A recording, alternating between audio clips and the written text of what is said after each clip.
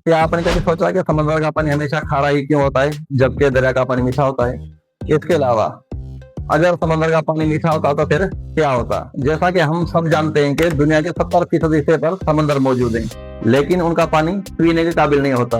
वो नमकीन होता है, यानी कि खारा होता है। लेकिन आखिर इतना नमक उनमें आता कहाँ से? तो चलो अपनी वीडियो जान चलते हैं और समझते हैं कि आखिर ये माजरा है क्या। असल में जब बारिशों का पानी पहाड़ों और चट्टानों पर गिरता है तो वो इन चट्टानों को आहिस्ता आहिस्ता तोड़ता है और नमकियात और मादनियात अपने साथ बहा ले जाता है, और यह पानी दरिया की शक्ल में बहता हुआ आखिरकार समंदर तक पहुंचता है। इस तरह लाखों टन नमक समंदर में शामिल होता रहता है। अब एक और अहम सवाल, ये नमक वापस क्यों नहीं निकलता? इसकी वजह यह है कि पानी तो बुखारात बनकर बादलों में तब्दील हो जाता है, लेकिन नमक बुखारात नहीं बनता। यूँ पानी ऊपर चला जाता है, लेकिन नमक समंदर में ही जमा होता रहता है। दिलचस्प बात यह है कि समंदर का पानी खारा होना नुकसान नहीं बल्कि फ़ायदा है।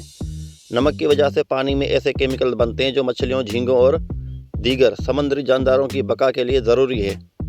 साइंस के मुताबिक हर 1 लीटर समुद्री पानी में तकरीबन 35 ग्राम नमक होता है। अगर समंदर का पानी मीठा होता तो ज़मीन पर ज़िंदगी शायद मुमकिन ना होती। तो दोस्तों, आप समझ गए होंगे कि समंदर का पानी खारा क्यों होता है। अगर वीडियो मुफीद लगी हो तो लाइक करें, शेयर करें। अगर अभी तक आपने हमारा चैनल सब्सक्राइब नहीं किया तो चैनल को सब्सक्राइब करें। मिलते हैं अगली वीडियो में एक नई टॉपिक के साथ। तब तक के लिए अल्लाह हाफिज़।